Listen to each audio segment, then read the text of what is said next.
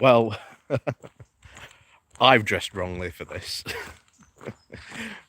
I thought I'd put on my coat because it looks like it's about to rain, which might be right, but apparently it's also going to be really warm.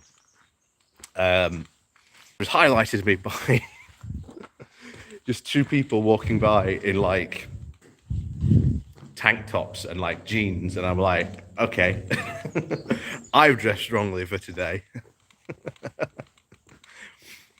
This ain't gonna happen. Oh, good morning to Chris, good morning to Ben, good morning to you.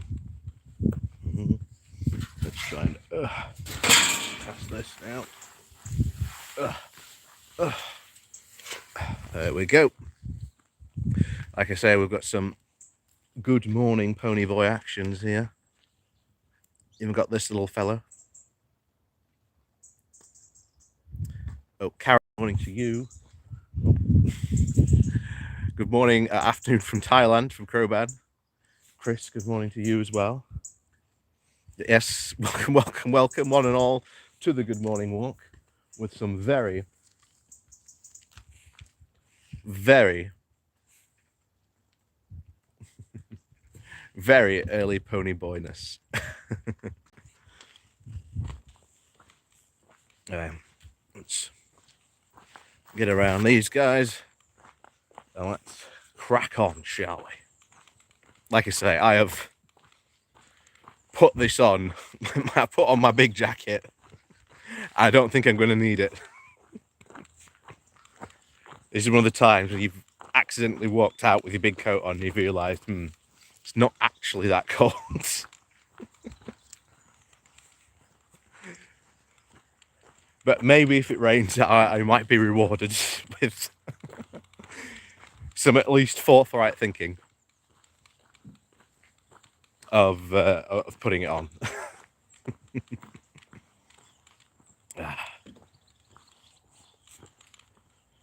But no, good morning, one and all. Welcome to the Good Morning Walk here in sort of the heart of Yorkshire. Like I say, ready to talk about this week's happenings, goings, and the possibility of the much mooted now winter of discontent potentially coming to the UK very soon near you. And needless to say, I think the Tories are in trouble. And you can tell they are by how they're acting, but we'll get into that in a bit. Because there's still some of the fallout of, shall we say, Boris's and Liz's trip abroad. Who, I've said this before now, and I think this is pretty much confirming it, that Liz is definitely now going to be one of the runners for next leader of the Conservative Party when Boris leaves. Because I don't think Boris is enjoying it at all. At all. And yes, you are right, yes. Turkeys might be very indeed short supply for this coming Christmas.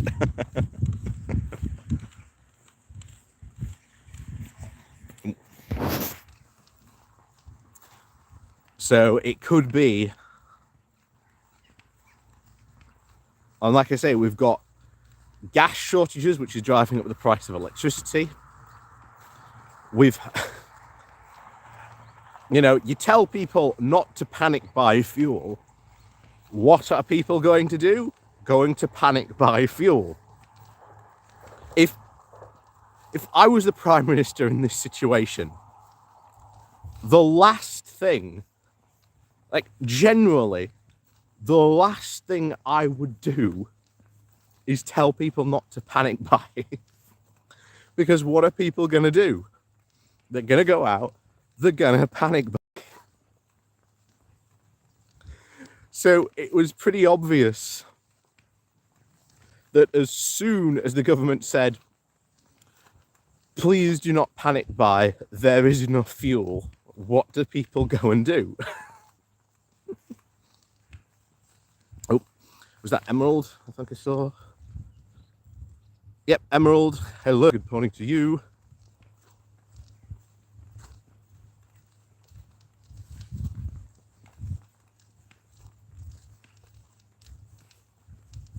Yeah.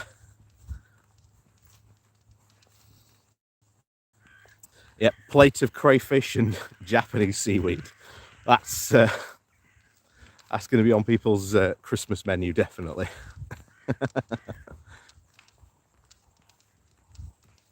Lots of hot air from Westminster. Yeah, well, true. If only we could power it. Like I say, already getting to me. Why did I put on? This is when you don't check the weather. You just look at it and you think, I think I'll need that. But no, I should have checked the weather. Oh, it's going to be a warm one today. I've put on my big coat and I'm already feeling it.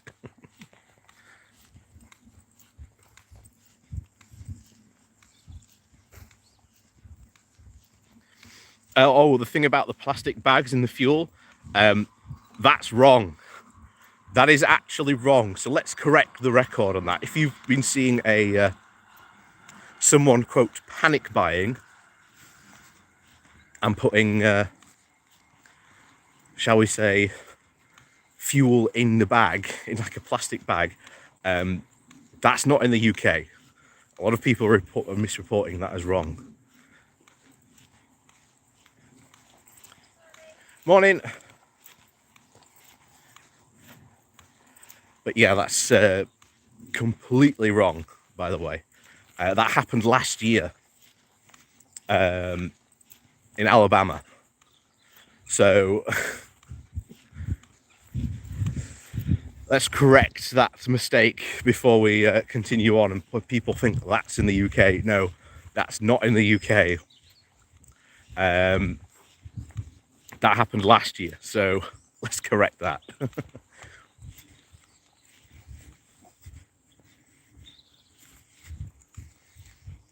Oh, hang on. So how bad are things in the UK? Should I start sending care packages to my UK cousins? Depends if they would actually get through. Well, no, actually, they probably would get through because, again, we were expecting checks starting this month, but they've been pushed back a year again. So you can pretty much send anything you want to from Europe because they ain't being checked. They are not even being checked. Oh. Good morning to the person who said good morning to there.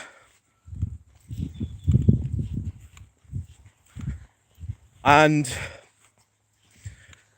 yeah, there's, again, still more food shortages on shelves. We're having a potential fuel crisis now because there aren't enough, again, HGV drivers. And again, with many of the companies now offering like bounties or higher pay, this becomes a very, very serious prospect of if you're a HGV driver and you're one company and there's now another company not offering you a start bounty, but an even higher rate of pay, then of course, what's going to happen? Many of these HGV drivers who are already driving are just going to start job hopping, switching to jobs. And apparently, that's the reason for the recent tanker crisis. That's why it wasn't affecting, the industry straight away.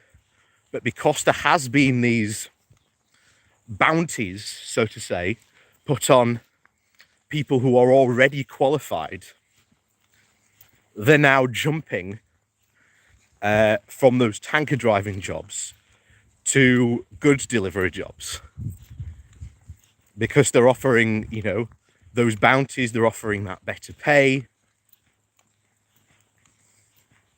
It all comes into it. And of course, what has finally happened? Well, just last night, apparently, Boris caved on the promise to not allow quote-unquote unskilled workers into the country.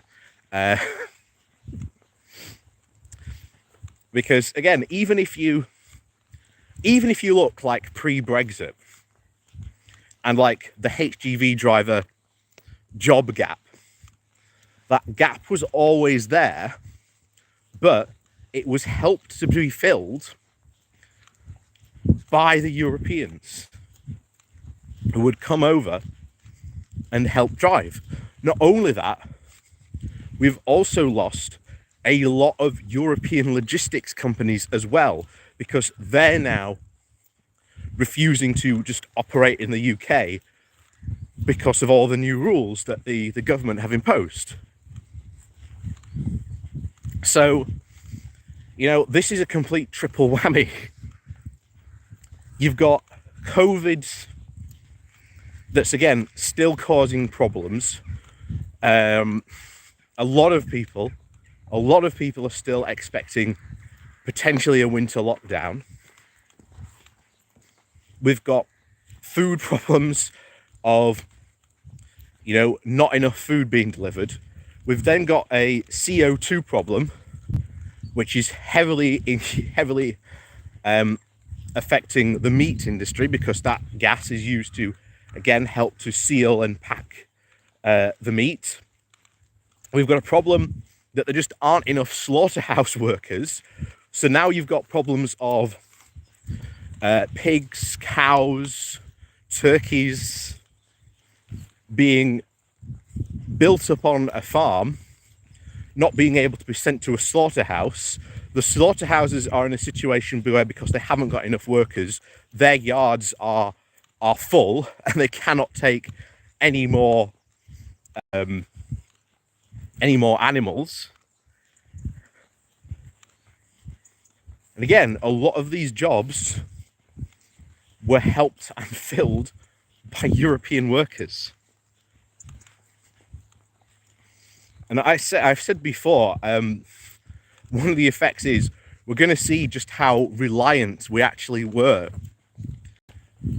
on like a European workforce. And it's been so funny. Yes, the Byline TV interview with the turkey farmer. Yeah, if you haven't seen that, go and watch it. It's very, very good.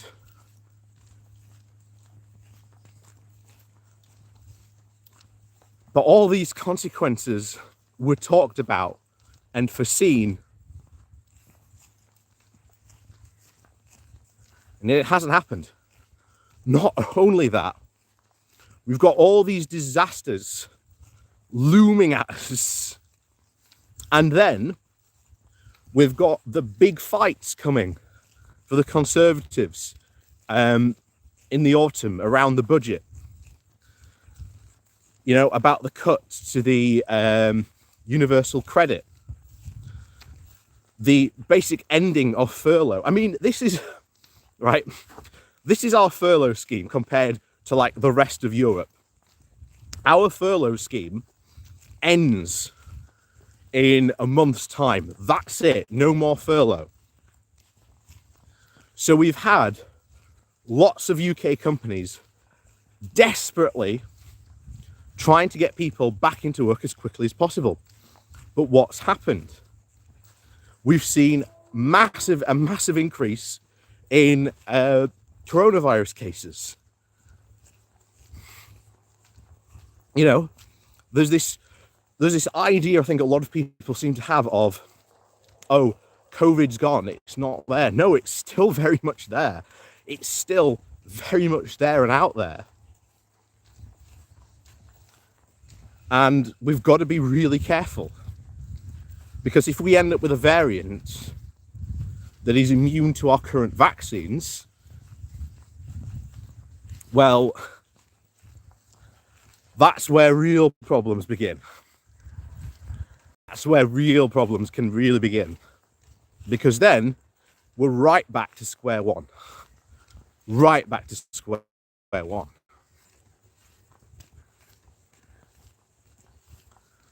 And it just doesn't bear thinking about. Because again, if you've got a coronavirus that's not only immune to the current vaccines, how much more deadly is it? How much more spreadable could that potential vaccine be? Not only that, you've got to think that we have a current Conservative Party who are obsessed with the idea now that there can be no more lockdowns, no more furlough, and that they are going to fight tooth and nail against that. How many more people are going to die because of Tory stubbornness? Good morning, Yumika. Good morning to you. It really just does not bear thinking about the disaster. And this is why a lot of people are saying we're heading towards a winter of discontent. We have this massive rise in gas prices, in electricity prices. That's going to affect a whole lot of people, and already people in poverty. You know, pray, people, pray, even though I'm not, one who normally says something like that, pray for at least a warm winter. Because otherwise, a lot of people are going to find themselves in some very tight situations. That's the best thing we can hope for. That's the best thing we can hope for.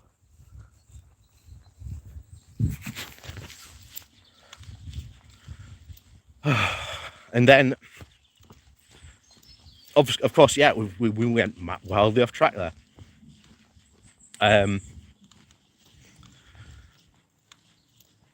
In terms, in the furlough scheme, oh my God, we were talking about the furlough scheme, compared to other countries.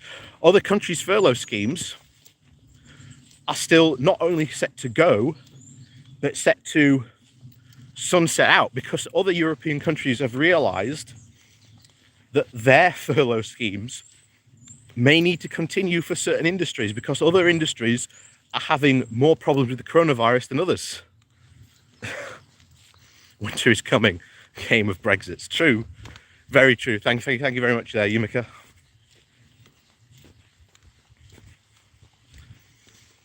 And all this is going to mix together.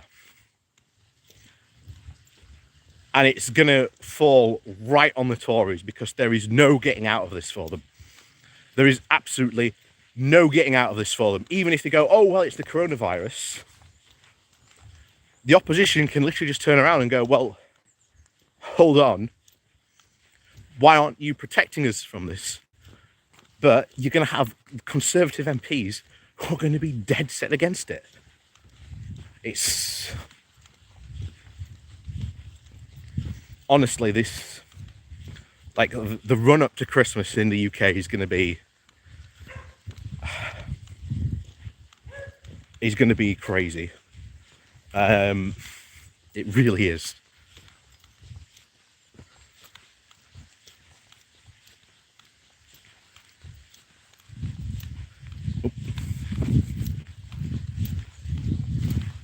Morning.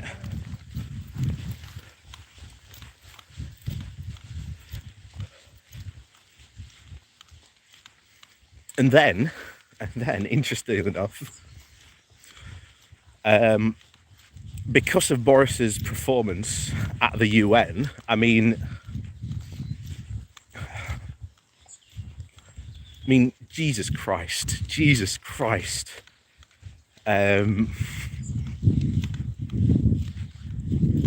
Why on earth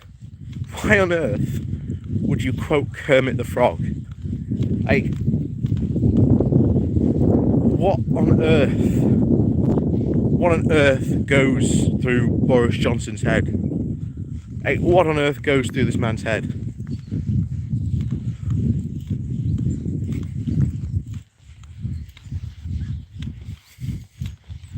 Like, what on earth goes through this guy's head? So, we also then had the announcement that Boris has gone to Bolsonaro, shall we say, the Donald Trump of Brazil, and said, we need an emergency deal for food.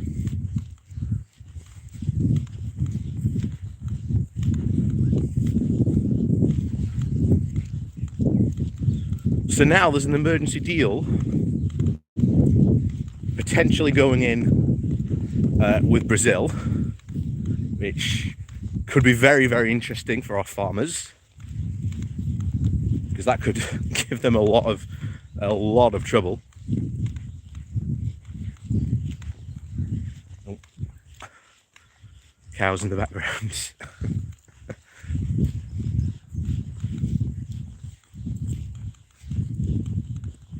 So that was even an acknowledgement from Boris, practically, that he knows food shortages are on the way, and that he's now desperately trying to do a deal with Brazil to try and make sure that that doesn't happen. Good morning there, Alan. So he's desperately trying to make sure that these shortages don't happen. And it is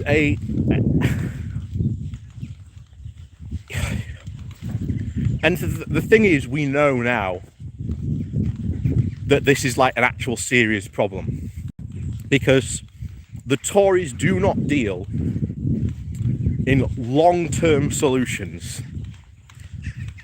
They deal in short-termism and anything that can get them through the next 6 months. Oh, thank you very much there for the support there. Michael Mayo, thank you very much there.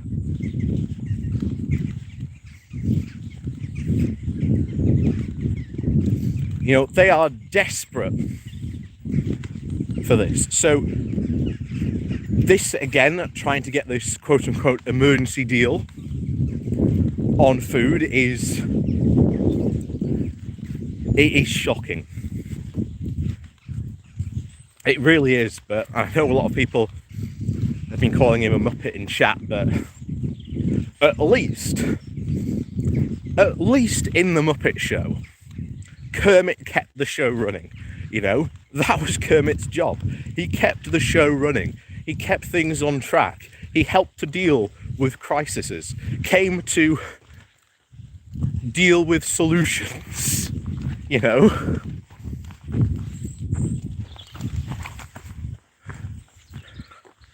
You know, this is not the Muppet Show. It's far, far worse than that.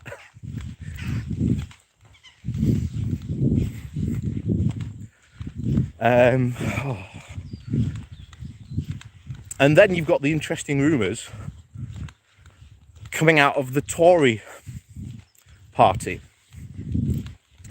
Because, as I said before, Boris purged all pretty much the moderates, the people who didn't back Brexit, tried to get them, as many as he could, out of the parliamentary party. However, all he did was he sent them into the non-parliamentary party. And from all intents and purposes, there are plots coming out of this. Apparently, again, to try and take back the party. To this kind of, well, so when does the morning walk actually start these days? Asking for a friend. Well, as we get towards winter, we may start between 8 and 8:30. I don't know. It's a lot more difficult to get up during winter.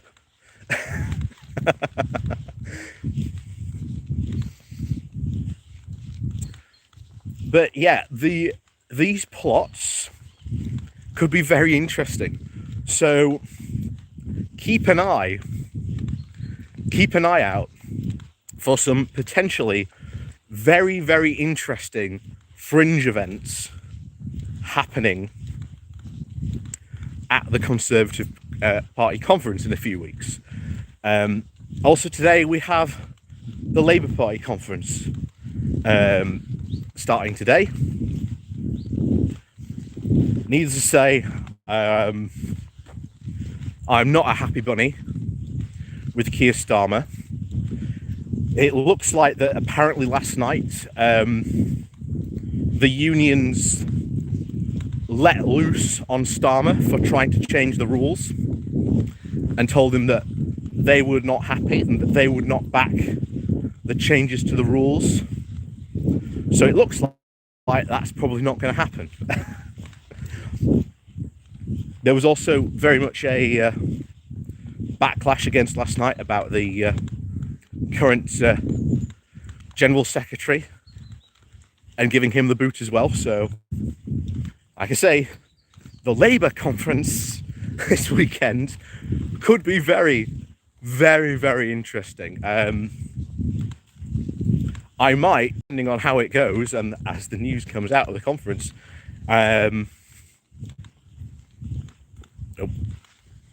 maybe do a live stream later on. I don't know, we'll have to see what news comes out about the conference. And yeah, but needless to say, people like Peter Mandelson are in the wrong party.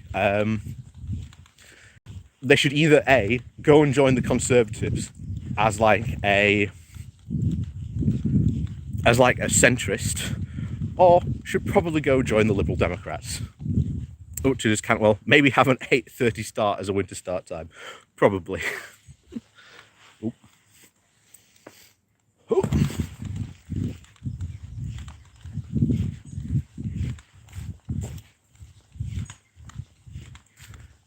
But yeah, the Labour conference this weekend is going to be fun, especially as if what a lot of people are reporting that his talk with the unions was an absolute car crash. So, needless to say, the Labour conference could get very interesting very quickly today. And like I say, we'll have to see what happens. We will have to see what happens. But yeah, oh boy.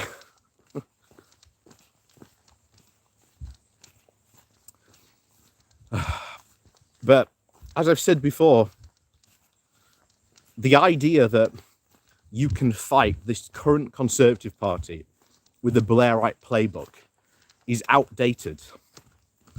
That's like trying to play the current edition of Warhammer 40k in 9th edition, where everything's a lot more deadlier, everything's a lot more killy, but still using a last edition's codex. Any 9th edition army will come out on top, even if you used like a massively underdeveloped, underpowered list. You know. But that's my nerd side coming out there. 40k, what a niche reference.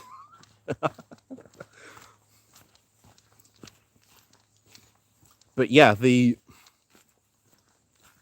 needless to say, this Labour conference could get very interesting. And I have said that I would maybe try and maybe live stream some of it. Like I say, we'll have to see what's going on. Maybe we'll have a response to Starmer's speech from me. That could be kind of interesting.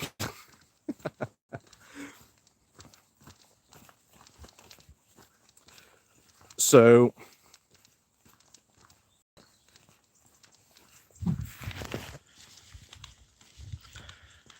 needless to say, that could be very interesting. But also the Conservative Party conference could be quite interesting as well, because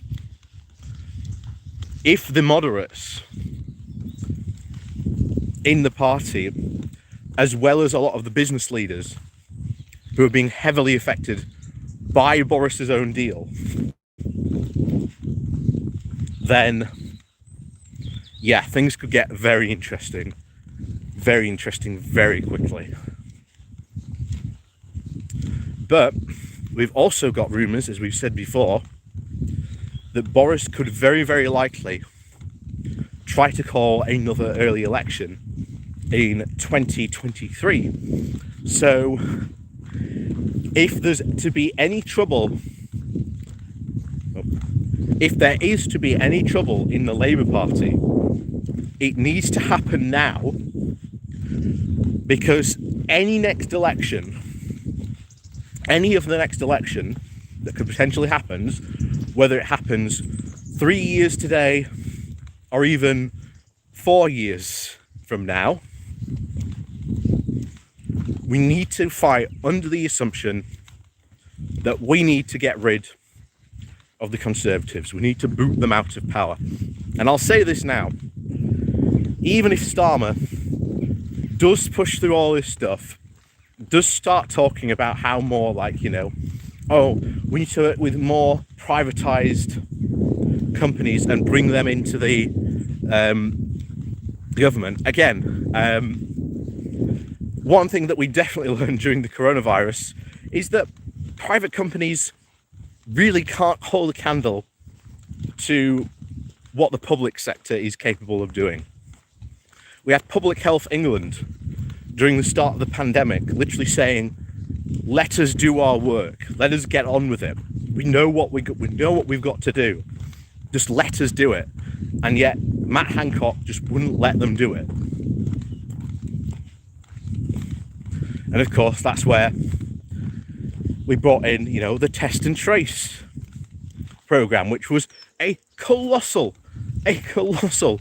waste of money, handed over to a private company that has pocketed millions, and from what we can see from the initial results, barely was even effective.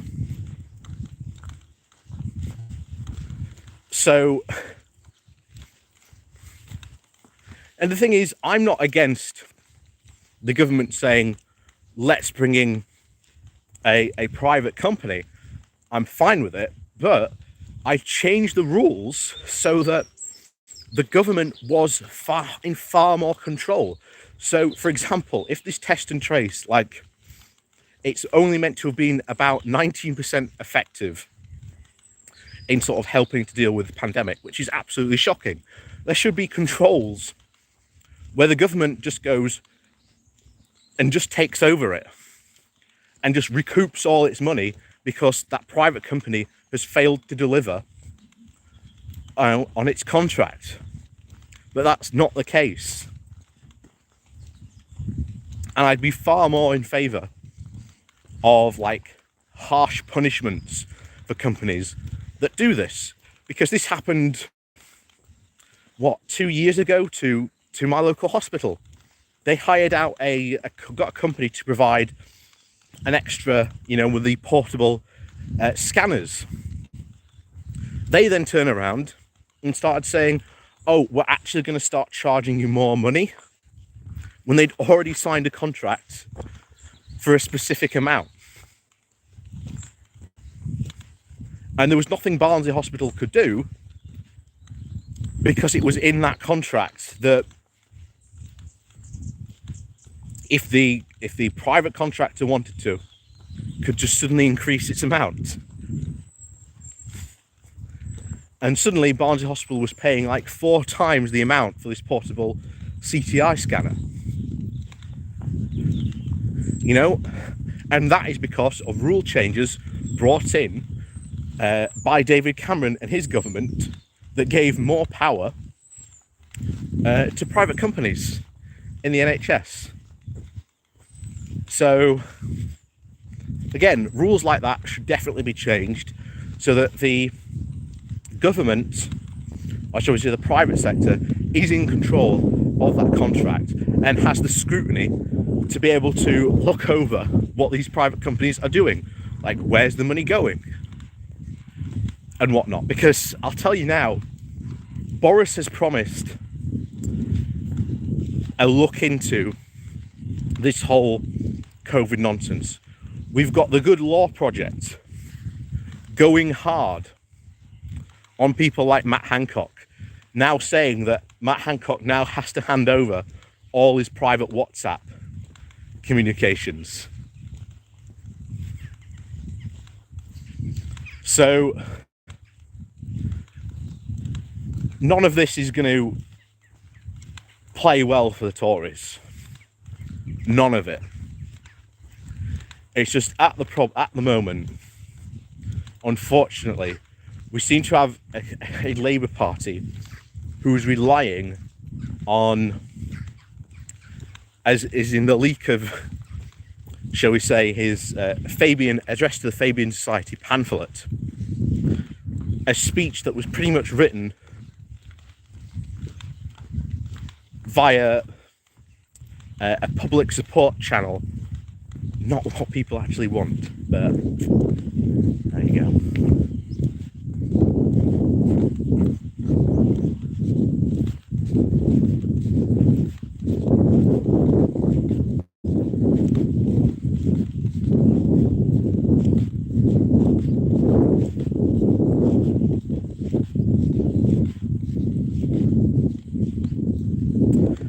So, yeah.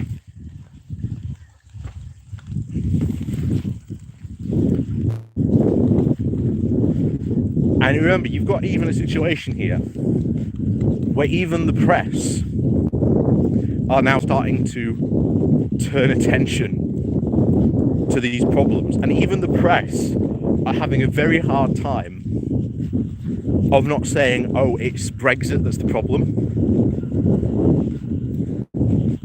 Like, I keep on saying it, and I'm still waiting for it to happen. You know, this is not the Brexit we voted for headline to come into being. Because it will sooner or later. It's a guarantee, it's just, when does it happen? And at what point does the right-wing press go, we really can't hold back this damn too much longer. We can't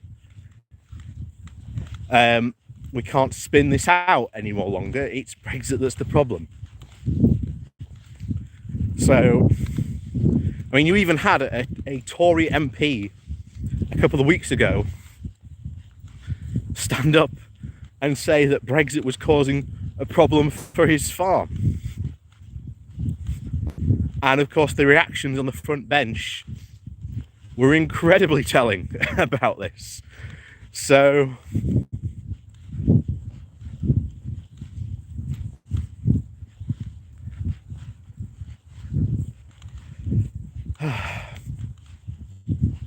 needless to say, the next couple of months in this country are going to be extremely interesting. Trust me.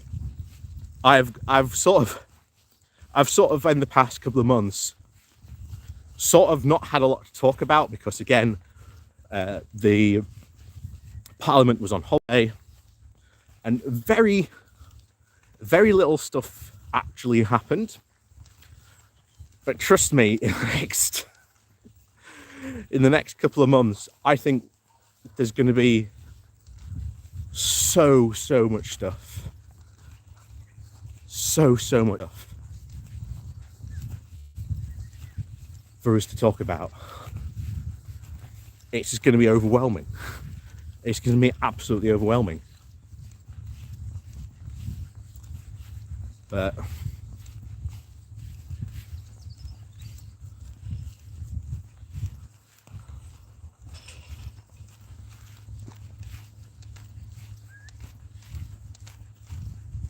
it's what is the breaking point? That's the key thing. It's working out what that breaking point is. Because even if the Conservatives decide everything is going wrong, it's Boris's fault and we need to change out Boris. And let's say magically Liz Truss becomes PM, which is quite a possibility. It's quite a possibility. You know, that doesn't solve their problems. Maybe for a bit. Maybe, you know, Liz Truss gets her honeymoon period in. But she won't solve a lot of these problems that the country is facing. Because Frost is still going around demanding that the EU renegotiate the Northern Ireland Protocol, the protocol that he created and negotiated. You know,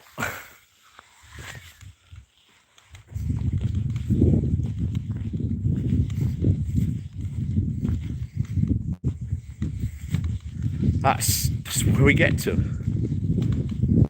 It really is. And like I say,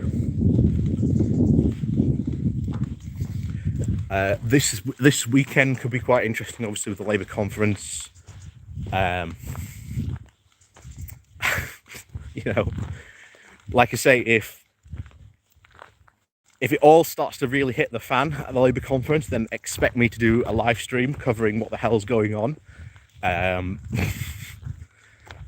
Just to let you know, that could happen. We'll have to see, but things could get interesting very quickly today. It's just a question of how does this all go down, because even I don't know how this could potentially all go down this weekend. So, needless to say, it could be very, very interesting.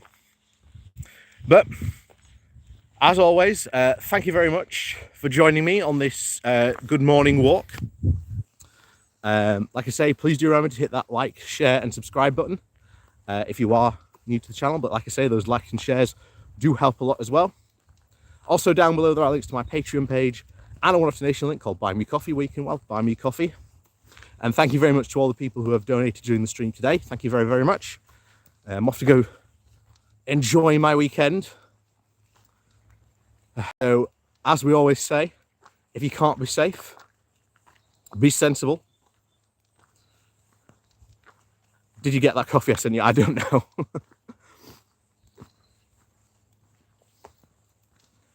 I don't know without having to be able to look, but I'll check when I get home. But needless to say, thank you all once again for joining us. Like I say, if it does start to get interesting today at the Labour conference, then I will do a live stream, but I can't make any promises because, like I say, I have no idea what could play out today. For all I know, in the next 24 hours, Starmer could face a leadership bid. That is potentially on the cards. So, like I say, could be very, very interesting. But as always, everyone, have an absolutely great, wonderful, super smashing great weekend. And of course, we'll see you next weekend for another good morning walk.